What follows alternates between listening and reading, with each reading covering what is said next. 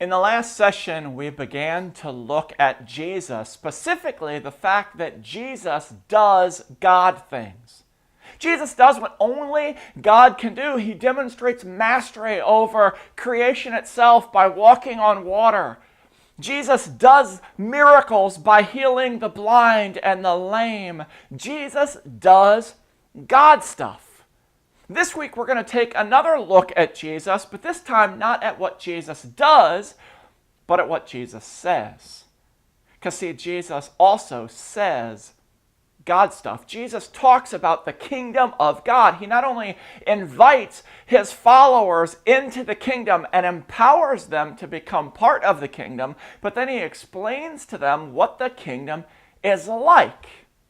To do this, Jesus often uses parables. Short stories that illustrate a point. See, we aren't God and we don't think like God, and so sometimes it's hard for us to put our brain around what this kingdom of God is like. But Jesus speaks in parables for two reasons. One, so that we can understand it in human language, and two, so that we can understand it. Jesus is speaking in coded language to his followers so that they will understand what the kingdom is like. This is for his people to understand. Jesus finds himself in a variety of situations and tends to use the things around him as the basis for these stories. He might be sitting and see sheep and he will tell a parable about sheep.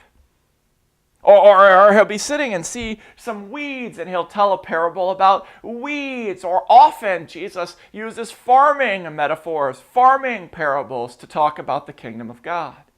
One of my favorites is from Matthew chapter 20, where Jesus is talking about the kingdom of God and most specifically what our place is in that kingdom, or maybe to say it better, what we're entitled to in that kingdom. See, as human beings, we have a strange ability to think that we're entitled to things, that God somehow owes us something. Jesus tells the parable of the laborers in the vineyard to illustrate the point that entry into the kingdom of God is nothing that we deserve. It's nothing that we're entitled to.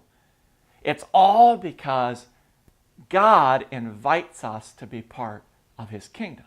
Jesus says that the kingdom of God is like a homeowner who goes out at various times of the day and hires workers. He goes out early in the morning and he negotiates a price with this group of workers and they begin work. And then he goes out a couple hours later and he finds some other people and he says, hey, why don't you go work? And then he goes out a couple hours later and he finds some workers and he says, why don't you go work? And he does that throughout the day, all the way up until an hour before the end of the work day. And workers are out in the field working. And then he calls the workers in to receive their pay. And he tells his manager to start with those hired last. And so they come first.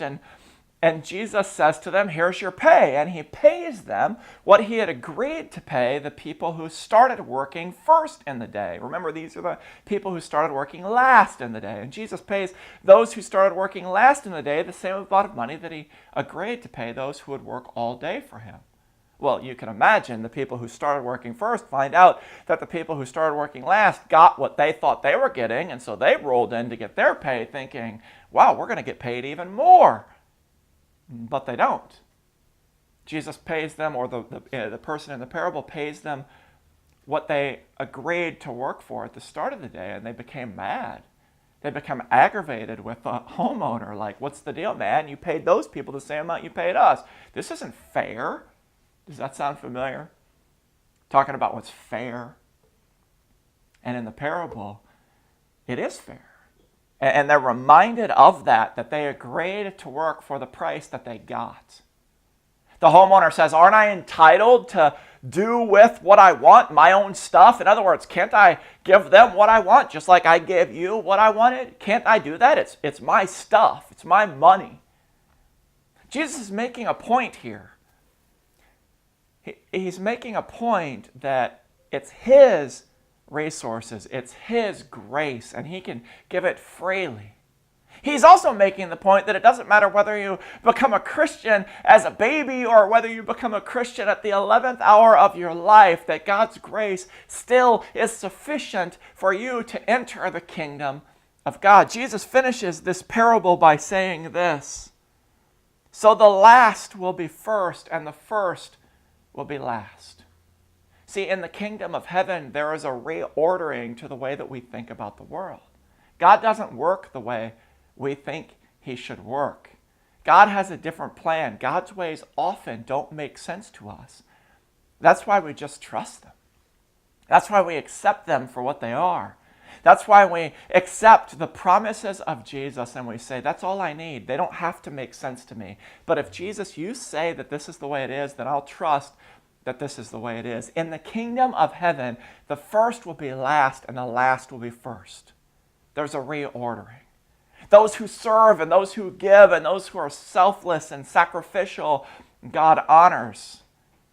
Those who want to brag about themselves and put themselves in places of honor and position themselves to be the most popular or the most whatever, they get their praises from men. And God is going to talk in parables elsewhere about the fact that they've received their reward.